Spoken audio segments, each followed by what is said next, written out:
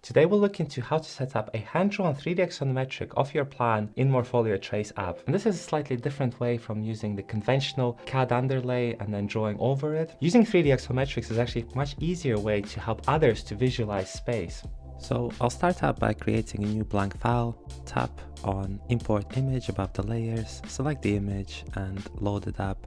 I'll then rotate and scale the image 90 degrees. Once I'm happy with the result, I'll tap accept. I'll create a new layer above and increase the paper opacity. I then will select a pen tool with a size of 4 for all walls, and then for all the other objects I'll use size 3. Now to make the axonometric work, I'll need to enable ruler, tap on it to rotate 90 degrees, get it off the screen, and then in the settings just make sure that it's set to 45 degrees to match the rotation of the plan underneath. I could choose the 30-degree snap for a bit more natural appearance, but unfortunately there is no way to distort image in Morpholio Trace app to match the 30-degree snap angle that the ruler offers at the moment. Hoping that this feature will be available at some point in the future, but for now I'll lock the ruler to 45 degrees instead. And I'm doing this first pass as a guide layer to define the heights of the walls, and therefore I'll do this as quickly as possible in the interest of saving time and get the momentum going for the next bit.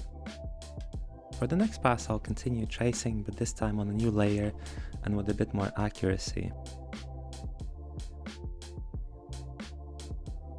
It helps to keep focus on a single area of the drawing rather than zooming in and out as much as possible. Typically you can save a lot of time like this, but also it makes it for a bit more creative effort. You don't pay attention that much to the accuracy of lines, and it just keeps kind of nice pace of the drawing. Small imperfections and overlaps, crossings and other perceived errors are actually adding to the character of the drawing. Where convenient and for speed, I like to keep the lines going into the same direction. So for example, for these window mullions, keep repetitive strokes going up and down in the same direction. And then for defining the height, the top and bottom, I like to then change the direction, and I'll do that at the same time. Next up we have furniture, and as before we'll keep the lines locked up to follow the lounge chairs, tables, chairs and other objects like bookshelves and fixed fixtures throughout this project. This particular project is a library and an archive, so it will have a variety of different furniture scattered around the building and where necessary. The stairs are always useful to show for scale and interest. You can either do a kind of zigzag pattern like I have done it on this stair here, and then connect across to the other side using the thread lines. Or if you want a little bit more precision, you could create a new layer and then create a couple of diagonals going in the same direction to keep the zigzags at the regular interval, and then connect them with stair treads.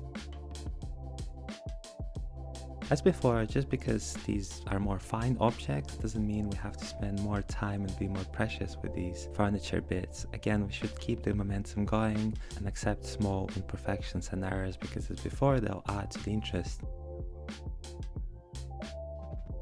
For context, I like to always show context around the buildings, whatever I'm doing. In this particular case, it's a small European town that we're dealing with, and the building is at the corner of the path. So for scale, it's good to show the width of the path and the kind of adjacent building situation, which is quite dense.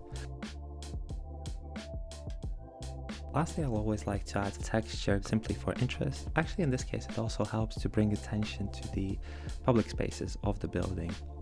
I try to keep lines of the texture going in the same direction as much as possible and keep the same kind of density. I'm not especially obsessed about lines being perfectly spaced. As with all other passes, the drawing is more interesting if there are small imperfections, and over the years I noticed that having a little break here and there in the lines somehow makes the texture a bit more interesting, and it also adds a little bit of vibrancy to otherwise continuous lines. I also always try to set lines crossing perimeter, so where I have the perimeter walls and the texture meeting, I always make sure that they meet. It's only the lines in the middle that have break to emulate either a fall of light or perhaps imperfections in the texture.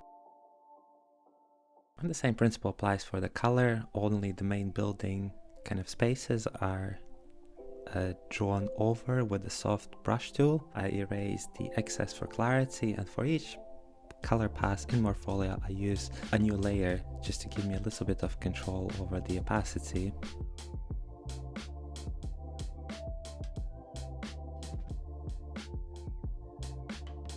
then lastly add shadows freehand using continuous marker width, and then just going over where I think the light should naturally be positioned. I don't shadow all the building because again I just want to draw the attention to the middle bits of the building, the main public spaces and the central spaces.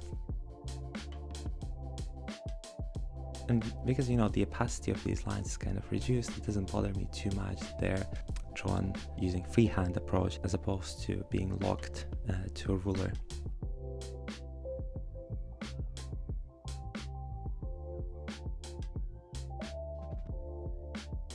So there you have it, guys. Let me know in the comments below what you thought about this video. And I will also link up a couple of more videos, one over here and over here, about how to use Morpholio Trace app to improve your drawing skills and make the designing process much more fun. And until the next time, bye-bye.